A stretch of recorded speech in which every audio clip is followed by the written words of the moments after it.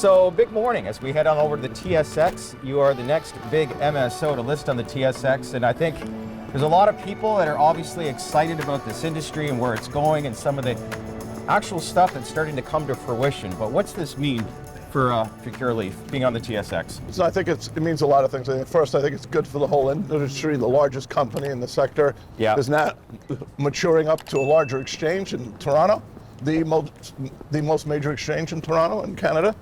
And I think what it means is it gives better access to our investors to the stock.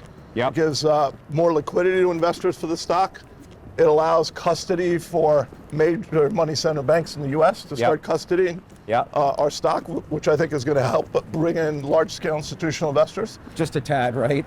It allows the company to join the large indices because our market cap is large enough so we can join the MSCI, the FTSE index, and the TMX index, which brings in automatic index funds into the stock and brings stability to the share price. So these are all very positive things for our shareholders, our company, cost of capital, and for the whole sector. So where did the whole, I guess, conversation start to begin with the TSX? Because they've really obviously changed their stance towards this industry, but when was the first initial talks? Like, when did they start to take place? So I made my first contact with the TSX literally 4 months after Curaleaf went public. What is, I guess, the plan of action? Is it all going out there, re-educating, but are you finding that there is a lot of institutions that have not been paying attention to the space for a period of time, considering what's been happening and how the stocks have been hit so hard? Yes, I think that there's virtually been no new money that's entered the space in almost 2 years. I think the last flurry of new money came in on the back of the Biden victory. And since then, I don't think there's been any new money. It's mainly an exodus of capital, but the big capital actually exited before Biden became president because they exited after Jeff Sessions rescinded the Cole memo. Right. And so Curaleaf, I've said this many times, not to repeat myself, but 96% of Curaleaf's IPO was large institutional investors. 9 months after we went public, we had 58,000 retail investors and no institutions virtually. So all the major institutions had to exit the stock, the most public, of course, being BlackRock, who bought in the IPO and then exited because they couldn't hold the stock due to custody issues. Right. You see BlackRock getting back in? Listen, I think we're going to start talking to all of them, re-educating all of them. I don't see a reason why not. The barrier was custody, nothing else. And so if that's resolved with this uplist, then I don't see why not. But I do think they're going to look at the fundamentals in the industry. This is going to be real work. We have to get out there and start educating people. 58,000 retail investors. Now it's, I think, a lot more. But at the time, we went from a very small group of institutions that bought the $400 million IPO to 58,000 retail investors in 9 months. Wow. Yeah. That's a huge number, to say the least. So what is, I guess, the message then too? Like, do you talk to a lot of these institutions here in the near-term future that says, yes, we're on the TSX, but in addition to that, like, you've actually been saying to us in another podcast that you believe the rescheduling is going to take place potentially, and I'm hearing a lot of it too, by the end of Q1. Like, is that a lot of the sentiment that you'll communicate to them? Yeah, I think that, we're not going to promise anything. We're going to just tell them what we're hearing. We have probably us and Cresco have the largest ground game in Washington, D.C., so I feel like we can speak with some level of knowledge and authority. That doesn't mean that we are 100% right, but we have a very large ground game, and so we know what's going on. At the moment, it's all pointing to the fact that they will reschedule Canada in the near future. It's pretty exciting for the industry, isn't it? I think it's a game changer for the industry. Does it put kind of the safe banking on the back burner? I think rescheduling is a lot bigger, don't you? Of course, it's much bigger, and obviously with a rescheduling, all those other things will come quickly on the back of it because the government will then have to deal with all the issues surrounding, a rescheduling of cannabis. You talked about 2024 being the year of growth in this industry. Do you want to elaborate off of that? Well, listen, it's obvious. Like, Curaleaf had a huge December. We signed a settlement agreement with the state of New York. We started our sales 3 days ago in New York. So New York's the second largest cannabis market in the United States after Florida. I think investors don't, because of all the illegal stores, a lot of investors think this market's not going to be a great market. I fundamentally disagree. I think it's going to be an incredibly good market. We're already seeing very large orders coming in. And I think most of the illicit stores in New York are going to apply for licenses, since there's no limit, and become legal stores. So the only difference for New York for Curaleaf is it's going to be largely a wholesale market, which is rather smart. than a retail market, which is great. We like that. Big day. What's the sentiment like amongst everybody? I think we're super positive. Our approval took a lot longer than the other company that did this, my friend Jason, because we have so many more states. We had there were many states we had to go for approvals and state levels, and so it took us a lot longer to get this across the line. But now we're here, we've done it, and we're happy to move forward.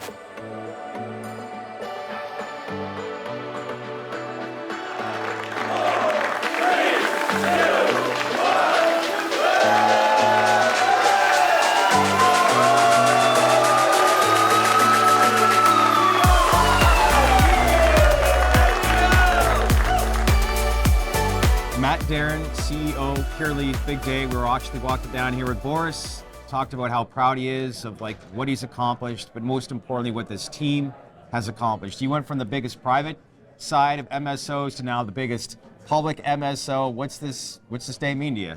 It's incredible. I mean, it's such a big milestone. You think about the decade plus of hard work that's gone into this, and to be able to list on a major exchange like the TSX is truly a massive milestone, and culmination of countless hours of hard work from all of our team members. What do you think you've learned the most? Because what's it been, about a year and a half, 2 years now, you were appointed CEO? Yeah, it was May of 22, so it's been right about 18 months. Yep. So you went from the private side to the public side. What would you say is the biggest difference between the two?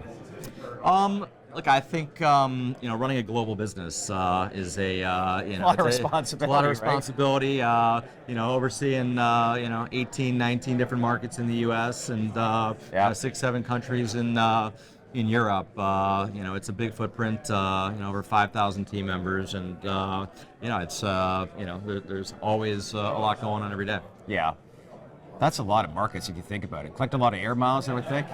Yes, a lot of definitely a grizzled traveler for sure, but that's the best part of my job. I love being out in the field, in our facilities, in our dispensaries, meeting with our teams in all of our offices throughout the country and in Europe, and that's what I enjoy the most.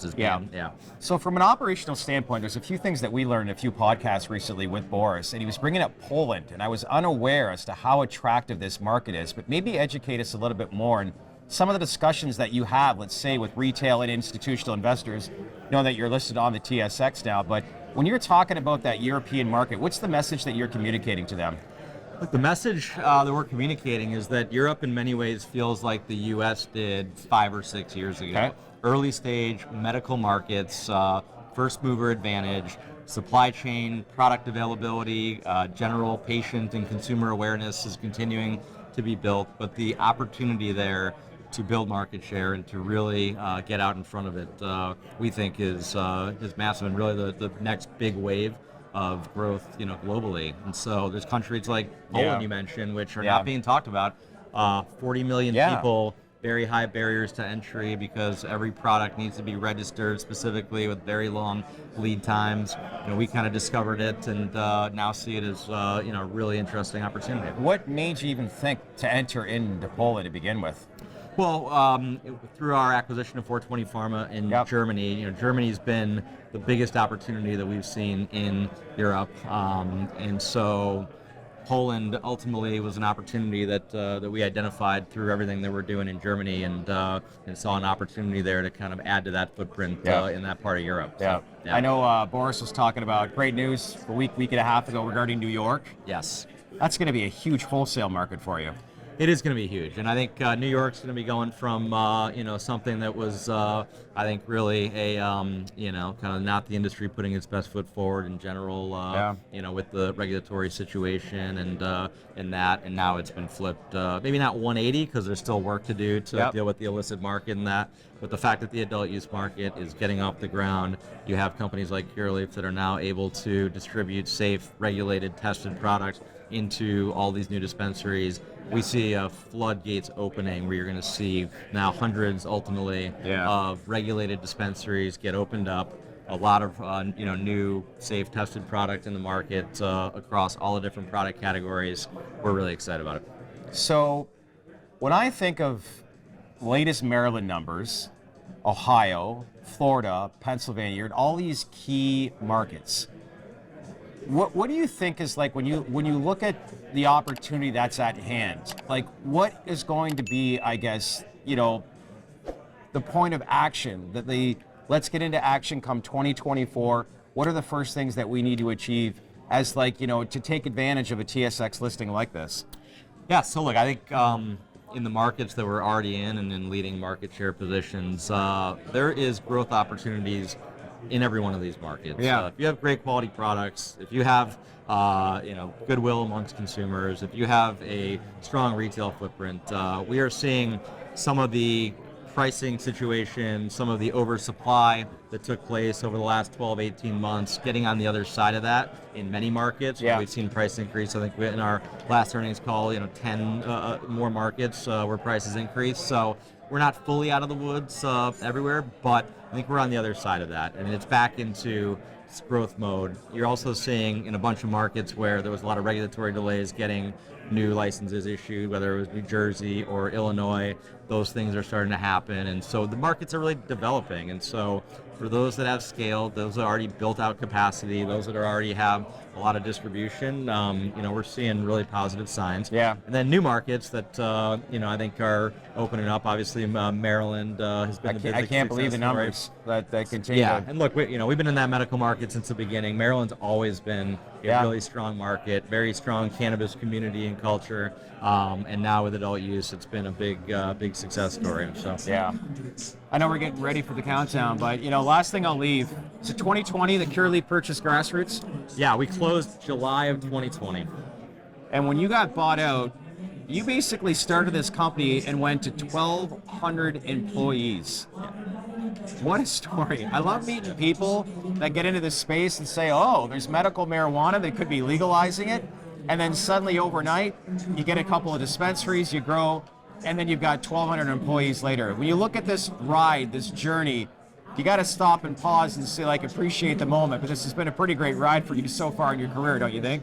Oh yeah, this has been once in a lifetime. Yeah. Rarely in life do you get an opportunity to be at the epicenter of a medical, social, cultural, political movement that you're passionate about, that you actually believe in, that you feel like you're helping people, that you're creating opportunity for people, and did that at Grassroots. We started out literally in a shed out back of our office, where we had our first employees, and I was working in a shed with no heating or air conditioning, basically. Yeah. And to take that into 1,200 employees and ultimately become part of Curaleaf and now a global cannabis company. I mean, it really is surreal. a once in a lifetime. It is surreal, and I just think back to everybody that's been involved from the early days through today. Some of which are here with me now, and very grateful, very thankful. But again, I think we're still in the early innings of this whole story. Yeah. So that's part of what gets me excited, is there's a lot more to go. What's Boris like behind the scenes?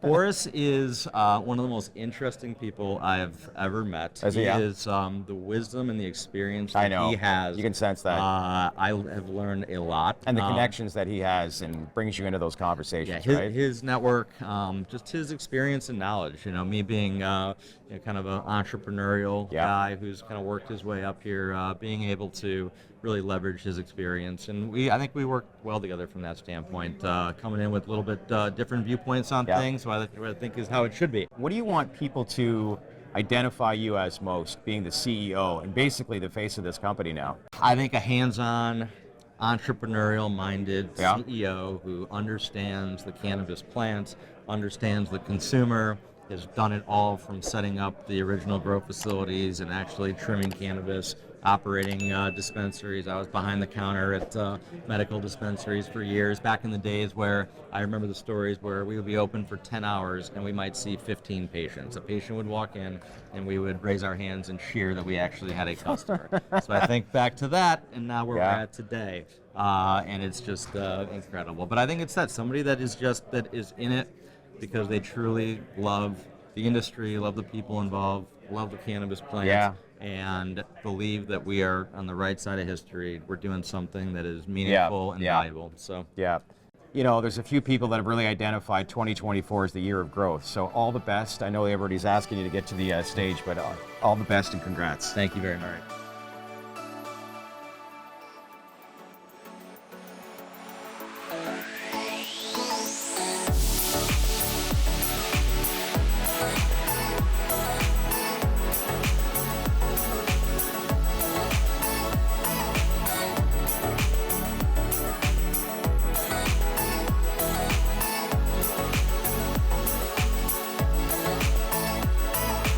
Hey everyone, so what'd you think of the video? Leave your comments below and let us know your feedback. We'd love to hear from you. As usual, subscribe to our channel by clicking on the link here. If you want to see more videos like this, then click on the link here and click on that bell for all notifications. Because most importantly, we want to know your feedback because we wouldn't be here without you. Thanks for watching, everyone.